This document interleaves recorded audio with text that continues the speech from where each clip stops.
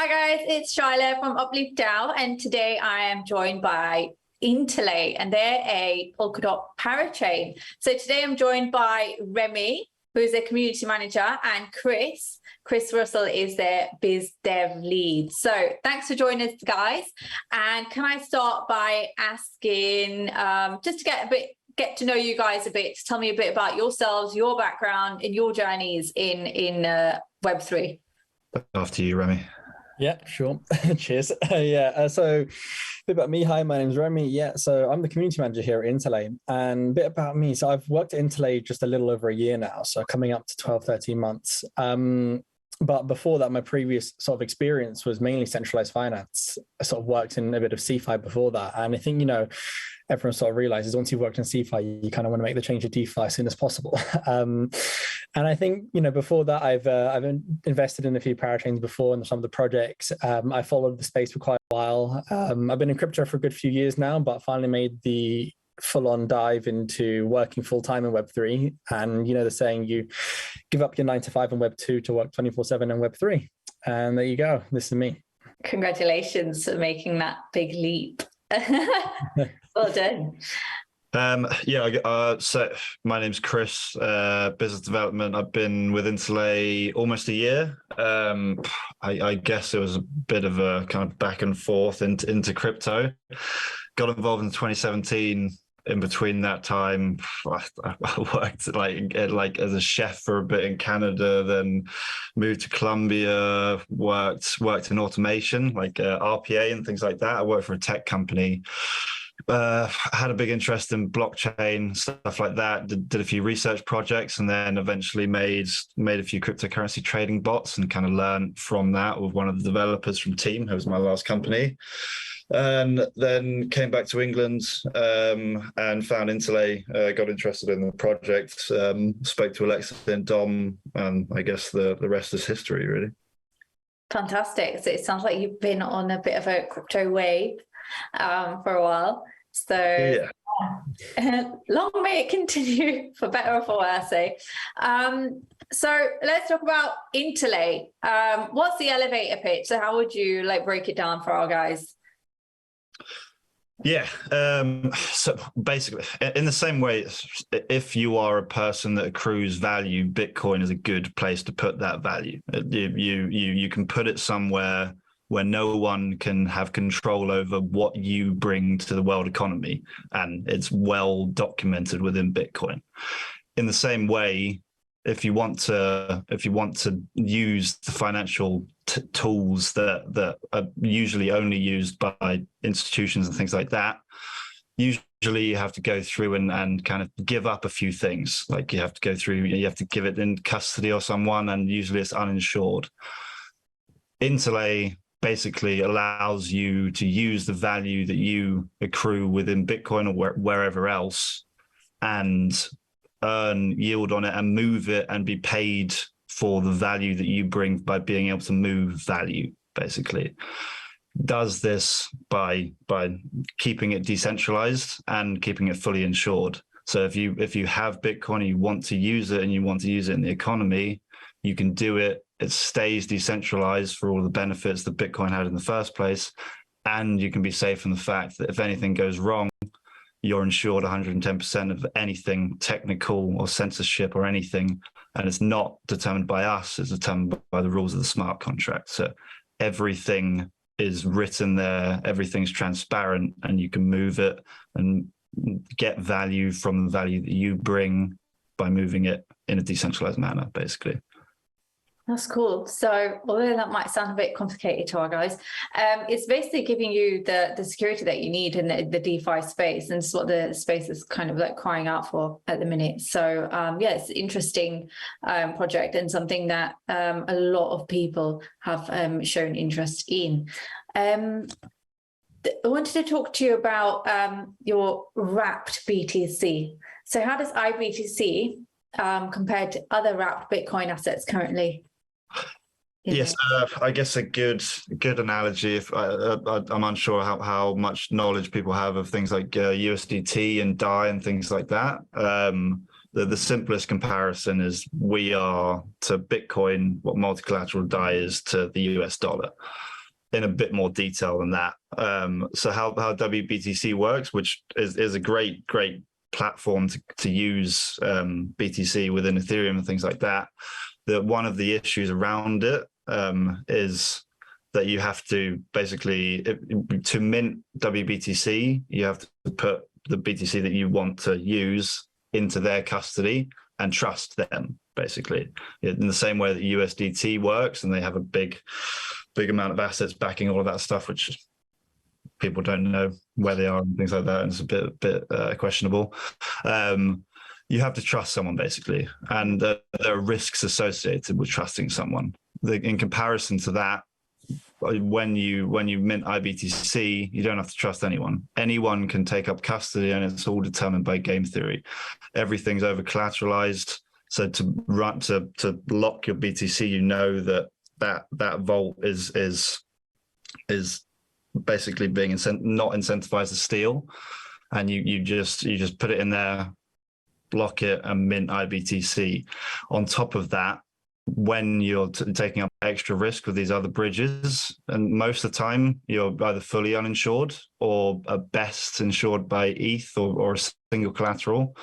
In comparison, when you lock IBTC, it's backed up by multi-collateral, so any fluctuations in the market are mitigated across multiple types of collateral. And if anything goes wrong, if there's a hack or something like that, or if the vault steals, worst case scenario, the entire system is backed up 260% in collateral. So worst case scenario for you as a user is you get 10% profit in the collateral locked in the vault, basically. Cool. So it's a lot more reassuring and secure for users who are wanting to do that. So could you tell us a bit more about IBTC? So what are the perks of, why would anybody want to convert their Bitcoin into IBTC, and where could they use that IBTC? Like, what are they going to do with it? So as of today, if you were minting IBTC, the use cases that we have open are adding liquidity to pools. We have pools on Beam Swap right now, and we have pools. We have IBTC Glimmer, and we have multi-USDC on Beam Swap. That's Stellar Swap on Beam Swap. In the future, we want to, but the main use case for Bitcoin and most wrapped Bitcoin derivatives is for basically collateral to borrow stable coins. So that's one of the main things that we're trying to start up, basically with A-Star and Parallel. And we're also opening up some curve pools as well, some stable swap pools. So right now, LPing into pools and earning yield in those areas, but the main idea for the next 3 months is to add it as collateral to borrow stable coins that you can use in other areas, basically. Okay, cool. So from my understanding, you guys literally bought Bitcoin to the Sama ecosystem. Before that, Bitcoin couldn't really interact with the Polkadot network or anything else, but with this recent IBTC bridge that you've deployed, people can convert to an IBTC, and then, like you said, use that in these different DeFi liquidity pools. So cool. I mean, that's something that Polkadot were probably very happy about, because obviously it's upgrading in a way the ecosystem, making it more interoperable with the rest of the crypto space. So that's a huge achievement, and I know that there was a lot of news around that. So well done with that. So how does the IBTC vault system work? I think you've sort of covered it a little bit. And can anyone become a vault? Yeah, in short, yeah. But so the basic parameters right now, which we are simplifying, because it's a new system and like you got to be a bit technical. The main things that you have to do right now is one, put up the collateral. For DOT, it's 260%. So I'll go through like how a vault works, and then I'll go through the kind of prerequisites that you need. Sure. So how a vault works is basically you the minting process. So let's do it from a user perspective. I want to mint IBTC. All I do is go to the website. It says there's 20 capacity of BTC on the network. I want to mint 2. I click mint, just find some space, and then I have IBTC on the Interlay network, and I can use it in anywhere in Polkadot. What's going on in the background, where that space is coming from, is someone who's able to run infrastructure and has collateral that they can lock onto our blockchain, comes along, starts up a vault, locks 260% in collateral. That allows 100% worth of that collateral in Bitcoin to be locked in a vault, which then turns up as the capacity on the network. And then someone can come in, mint, and do anything they want. This can obviously go one of 2 ways. One, the vault behaves well and someone puts in a redeem request, so they want their Bitcoin back. The vault has 24 hours to then return that BTC to that user. Everyone's happy. The collateral gets unlocked, and end story. The other way in which it can happen is the vault acts badly. Say the vault wants to steal. As soon as the vault steals the BTC within that vault, which they're free to do at any time, we have no control over any vault doing anything that they want. It's all kind of determined by the rules of the system, and they're de-incentivized to do so. Let's say they steal, the theft gets detected by the system and their collateral gets slashed, and they obviously lose that collateral, and they're pretty much paying like a 50% extra to buy that Bitcoin, basically. And then the system reimburses the user 110%. So that's kind of like how the vault system works, and how anyone can do it, anyone can engage in it, and that's kind of how the bridge itself is decentralized. If you wanted to become a vault, there's two main things you need to do, basically. One is the capital side, and 2 is the infrastructure side. So 1, lock the collateral. You need to have that collateral, obviously, or source it from someone. 2, you need to run the infrastructure. You need to run a Bitcoin full node and run the wallet in which the Bitcoin is going to be stored. And then you need to be online for the redeem requests, which need to be done within 24 hours. We recommend that any person running a vault should be online every 8 hours, just to make sure they're on top of things. And you need to make sure the collateralization rate is staying at around 260%. Obviously, as soon as it goes below, I think it's about 150% right now with DOT, it automatically the slashes before it gets under collateralized, and then the user's not insured anymore, basically. So you just need to make sure that those things are being managed and put up the collateral, and then anyone can run a vault. Cool. So do they have to have Bitcoin? You don't. You can. Yes. So for a vault to work, like for a vault to be able to mint IBTC, obviously it needs BTC from the user, but the vault doesn't have to be the person providing the BTC. They can, but for a vault to work, it just needs to be over collateralized, and the infrastructure needs to be running, and the vault client needs to be up and running. And then anyone, it'll be active on our bridge, and then anyone can come along, mint BTC. If you wanted to mint your own IBTC, you can mint it within your own vault, and you have the choice to do so, but you don't need to. Mm-hmm.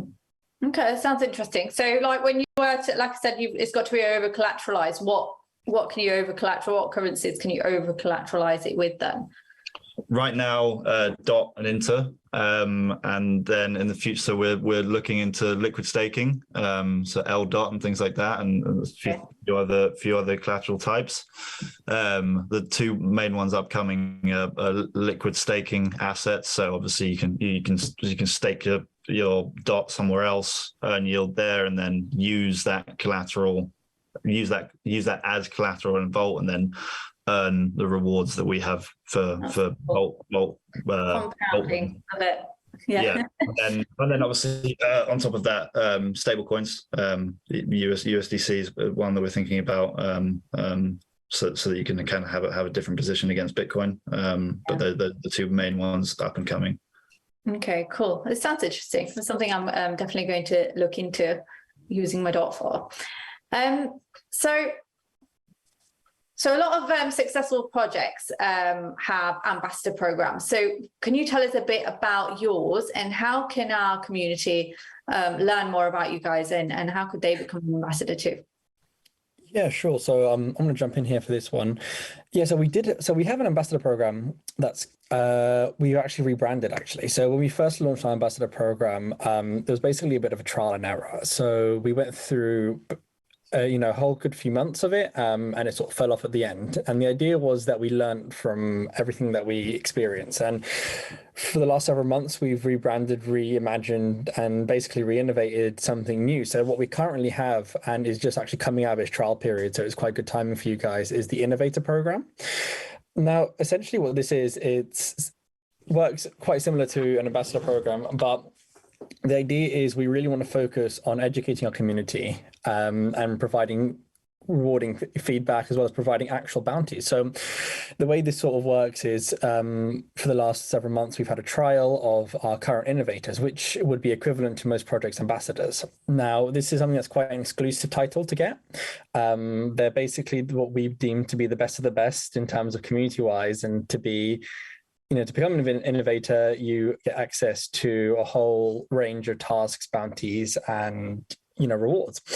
One of the best things is the DWork platform that we currently reside on. So your rank in the Discord server that we're currently part of translates directly via DWork integration to the DWork platform. So you log on with your Discord, and what happens is whatever rank you're given in the Discord, you have access to a bounty and series list of tasks. These are paid, they're paid in vested INTR, which is our governance token for Interlay. But so tasks can range anywhere from $5 to $50 to even higher projects going up to $100, $200 even before that. So I think, we're currently onboarding our recent innovators, and we've actually just passed a governance proposal to reward our previous innovators who've committed and done work for the community. So, we don't believe in doing work for free, and we, do believe in rewarding community where there is work. So yeah, if you guys want to do a bit more research on it, we can probably link something later on, which is a sort of the Medium article, which explains it a bit more thoroughly.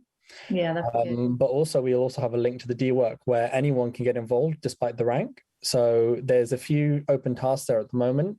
These tasks anyone can take, and because of that they're not paid, but it gets you on the radar. It gets us noticing you, and you can jump into the Discord, chat to me, you can DM me, and you can start working on some interesting tasks. And then you can hopefully after that progress and be chosen on the onboarding ceremony to become an explorer. And once you're an explorer, you get access to a whole list of other tasks as well. So yeah, there's a fair bit of rank progression there, but it's been a work in progress for a little while. And I think one of the main goals is to have the Innovator program as an extension of our marketing department, really. So innovators will also have the opportunity to not just learn and gain money, essentially, but a way for them to become closer to the team. So alpha leaks, in terms of that, they'll be able to join one-on-one calls with myself, the CEO. They'll be able to join in on events where we can't attend. So recently, I think we had 2 innovators who currently attended Buenos Aires for us, because it's quite a long way on the other side of the world coming from. I'm based in London, so the idea is for them, they can represent us where Interlay cannot. And, that means they'll be paid for their time there and, accommodation, everything. So it's sort of going along that type of route as they become closer to the team, and not just, used for translations and stuff like that, as it may be in some places. But we really want to help encourage that education, your skill set, becoming part of not just Web3, but the whole of Sama, Bitcoin community in general. So bringing people from whatever background you're from in terms of tech-wise, we want to bring you up to the education level where you can, run your own vault one day as well. And I think the idea with this ambassador program is we want to, just like the code base, where we, it's all decentralized open source. The activation of sudo allows governance for the Interlay, for the community to take control of the Interlay parachain.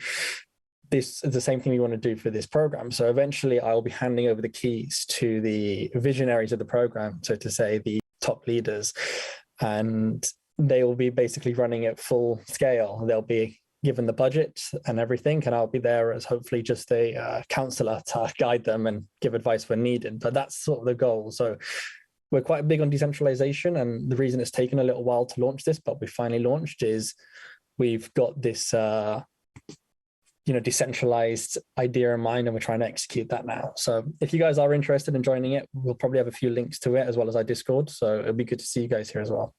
That would be really cool. So yeah, I think there's something that that will be suitable for a lot of our users. They're like keen to learn. So yeah, send us more information on that. Definitely share it with them. Just as an example, could you just share like just a couple of like the minimum tasks that you might have, like that people have got to do? So like I put 3 tasks up yesterday, which are literally just translate a tweet that we've recently put out, and it was basically just encouraging governance participation. That was about $5 worth just for a quick tweet translation. We have some which are promoting tweets, like this is going out now. Another example could be a Medium article. Our ecosystem updates are quite relevant, and one of the issues is reaching regional communities. So we want to make sure that everyone can have access to our updates and be in contact as much as possible. French speaking, Russian speaking, Spanish speaking, you name it. So we put up these translation tasks. They pay about $30. If you're avid translator, you can speak fluently between English and obviously your regional speaking language. We'll be more than welcome to have you on board. But then it also goes up to slightly higher, more project. So something we've started quite simple with task translations, creating NFTs. So what's something that actually we can do is we used to run NFT events where Interlay will actually mint NFTs on behalf and reward them to the community.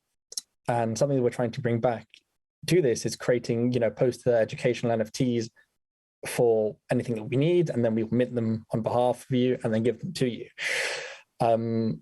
Anything that can go a bit further than that is project-wise. So sometimes we might have a campaign, whether or not this be for like an event or something similar, but we can have project leads assigned. So if you've been part of the program for a while, you're beyond the role of innovator, let's say, and you're a team leader, then you'll probably be assigned a project where you can then assign other people in your team essentially tasks to do to help complete that project. And they can range from anywhere from $5 upwards. Okay, brilliant. Thanks for that. No, so yeah, it's interesting to know like what kind of tasks that people have got to do for ambassador programs. Yeah, definitely. So can you tell us what's next for Interlay, or no? What are some recent exciting integrations that you've had? Yeah, I can speak about that, I guess. So obviously we're live, which was nice. We eventually got there. Bridge has been live for almost a month now. Currently at about 4.5 million locked in collateral. There's about 74 minted IBTC. Got obviously there's pools open that people can use their IBTC in now that they're up and running. I think about the average TVL in each one's around about the 150k mark, growing obviously. Open up XCMs with Moonbeam, Akala, A-Star, opening up a few more in the future as well. Yeah, so everything's live, everything's working.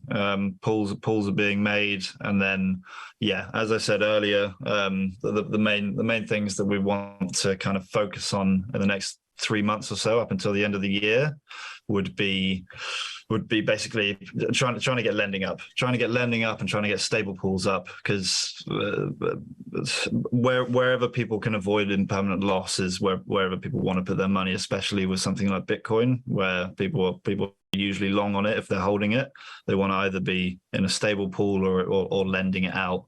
So building up liquidity on ArthSwap, getting things rolling with Moonbeam, Stellar Swap and Beam Swap are obviously already live. We want to set up lending on Moonwell, and then list on the parallel DEX as well, get things moving on that, and then get involved in money markets over there. Those are the kind of the main focuses right now, and the things that we've achieved so far, I guess. Cool. So lots of growth hopefully going to be happening in the next few months. And I think I think when you mentioned like having like other currencies and things compatible for the vault and all of that, I think will boost that. So yeah, I think it's really exciting what you guys are doing, and it's really interesting to learn about it, because to be honest, I didn't know much about it apart from the IBTC bridge going live. So this question is for Remy now. Community building in crypto is like an all-time high. So how do you go about collaborating with other communities? Where would you like to expand the Interlay community to next? Yeah, sure. So expanding to not just Polkadot, which is .sama, but also other communities that need and want IBTC. So this includes sort of mainstream Bitcoin communities as well. So like as mentioned, the idea of Bitcoin, it's on any blockchain is what the goal is. So where BTC goes, the community will also follow. And I think like when it comes to expanding, so, you know, .sama is an absolutely great community. And I think it was a great place to really help build. People are friendly, people are collaborative. And I think that's something we've definitely like benefited from. I think we've collaborated a few times with Moonbeam and, you know, Min River, of course, Akala, Karura. And there's quite a few other parachain and projects we've, you know, jumped into a collaboration with, and it's really, really great to be a part of. But I also think something that we've tried exploring recently is expanding to that, you know, sort of Bitcoin community itself. We've had quite a few spaces and talks with people actually on our Twitter spaces, and I think there's also a plan to actually revive this podcast at some point. But yeah, I think in terms of like where the Interlay community will go to next, it's for me quite broad, but I think wherever IBTC is needed is the answer, and wherever IBTC is wanted is where the community will go next. I think my main goal at the moment is as well to really expand on regional speaking communities. I think trying to like get as many people to understand and, you know, jump into Bitcoin, you know, not limited by the translations. And I think that's a really good thing. So as long as people are understanding that, you know, true decentralized Bitcoin is here, wherever you are in the world, you can have access to it. So I think for me, it's, you know, Web3 and crypto community building, it's always a great thing, because it's, even if people aren't fully aware of the tech behind it, that's something that we can combat, and we can bring the learning curve down ourselves by educating and helping people. So that's basically the main goal, really.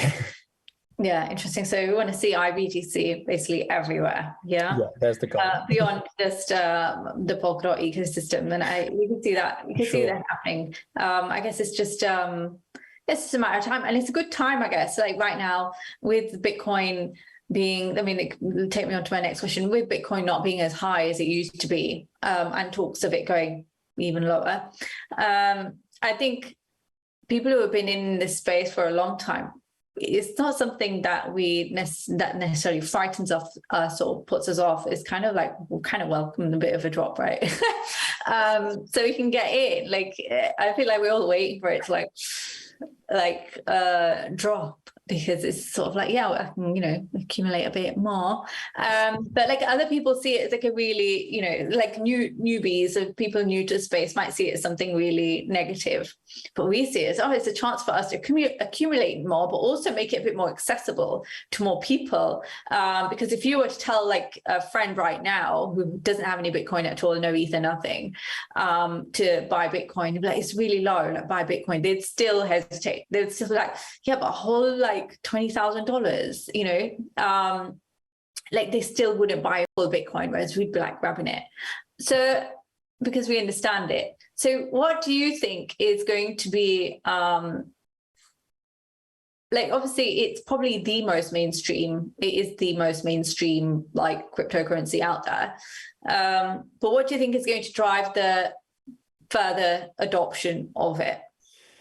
So I think there's a few answers here. I think Chris could probably expand more on this after, but you know, we actually we saw quite an interesting adoption of Bitcoin recently. As currently on the Interlay Twitter is where, you know, our CEO and co-founder Lexi's currently at the Bitcoin conference in Amsterdam, I believe, where, you know, you can now pour a pint with Bitcoin and powered by the Lightning Network, and you can now, like, you know, mint IBTC on an ATM. I think there's a few things. One is tech, and I think it's just about people understanding it. I think there's a lot of media FUD out there throughout the entire crypto industry, and people not understanding what crypto really can be used for. There's a lot of, as I'm sure people are aware, a lot of pump and dump scams and stuff throughout the entirety of crypto. So people are obviously very cautious of where they put their money and the mainstream adoption of it. So I think it's just a matter of education, I think, of helping people understand the benefits of it, the good it can cause. And basically where the future lies with it. So for me, it's a really big educational thing, and helping people understand the main benefits of it instead, and the securities, I think, because people, I've had a few friends who I talk Bitcoin, I say, oh, I mentioned Bitcoin, and they immediately think I'm talking about some kind of scam. And it's, I feel like it's very difficult to get past that barrier, I think, but it's happening slowly but surely. Yeah, I agree. What about you, Chris? Yeah, definitely agree with the education side of things. I guess I would split it. There's obviously the education side of things for like your average user who just wants to kind of put a bit into Bitcoin and maybe store their value there instead of stock or something like that. Then there's the institutional side. Like there's a lot blocking in terms of there's good sides and bad sides to it. Like everyone hates the word regulation, but there's a lot of conversations that need to be had for institutions to really feel comfortable with getting into it. And on top of it, get comfortable with actually storing the values somewhere completely decentralized. Like most of the ways in which an institution interacts with any DeFi or any blockchain or anything like that is usually in a very centralized manner or through custody or something like that, which is very traditional finance. Although regulation will probably bring some stuff that a lot of the kind of the people who first bought blockchain may not like. I guess I'm a bit more in the middle with it. Like that, there's full decentralization, and there's like a realistic world in which all businesses can get involved with it, and that needs a certain aspect of regulation and conversations, and maybe a bit of centralization or ways of figuring those things out, which hasn't been figured out right now, and the institutions don't feel safe at doing so. And then on the other side, I guess there's not a huge amount of adoption in countries like the US. I think one of the things blocking in the US and UK is, I guess, the centralized system works extremely well. It could be improved a huge amount, of course, but it's not like we're having money and it's inflating by 400% the next day. Like our financial system works quite well in comparison to maybe somewhere in Africa or South America or something like that. Getting them to coming up with a solution that actually solves the kind of issues that they have and enables people who are bringing value to an economy to understand that if they put it into something like a cryptocurrency that's censorship resistant, it doesn't, like, governments can't inflate it by a huge amount for their own interests and stuff like that. That's, once that gets understood, that's a very big kind of like geopolitical use case that would actually be really good. Like that's and it's where decentralization is extremely important. Like that's kind of one of the backings of like why a lot of us are passionate at Interlay about kind of pushing for the decentralized economy, because it helps kind of people's, or I guess states that don't have a very good financial system, to catch up, which I think is a very good thing, and I think it's something worth working towards. Yeah, brilliant. Well, thanks for your take on that. That's really good. I agree with what you're saying. I think there needs to be some sort of confluence with DeFi and CeFi. And regulation will have to be involved to come up with that sort of marriage, if you want to call it, so that it kind of, the thing is, we don't like external regulators, but I feel like if the regulation is sort of, if it comes from within the community and we've got like a say on it, and, you know, or if it was coming from somebody in the community who's actually, you know, representing sort of like the crypto community at these sort of like big decision Yeah, well educated. Yeah, we need somebody, somebody well educated and articulate to be able to sell, the Bitcoin story kind of thing, or stand up for the community. I think a lot of people are scared though as well. I think there's benefits to it because you see like the recent hacks and everything, like and exploits. People see these. That's the first thing they see on the news when they type in crypto is exploits, hacks, everything. Yeah. So they don't see the benefits at all. So I think the idea of regulation is scary to a lot of people, especially the old sort of let's say the older like maxis who've held Bitcoin for many years, or people who are straight on DeFi, and which is completely fine. But I think exactly what you meant, like a community regulation is probably a good middle ground, which would probably spiral adoption. And just people be like, oh, it's regulated. It's a bit more safer now. I can. Yeah, they feel more secure. Yeah, if there was like a regulator involved, they'd feel like they're not getting into a scam every time they hear them. For sure. Yeah. So I mean, let's see where it goes. It's interesting. I asked this question, what's going to drive it? And everyone's sort of on the same page. So but thank you so much, guys, for joining us today, and hope to maybe we could have like another catch up AMA when you have like another big announcement and things. Yeah, for sure. I would be happy to share all of your materials, your ambassador stuff with our guys. And it's really like nice to learn about the use cases of like all these parachains that are coming up on Polkadot, because we don't really hear about them too often, especially on an IDO platform. We're not hearing too much about the actual use cases of Polkadot, so it gives us a good for sure, like just to talk about it. So thank you so much for your time today, and we'll be in touch. No worries. Thank you guys very much.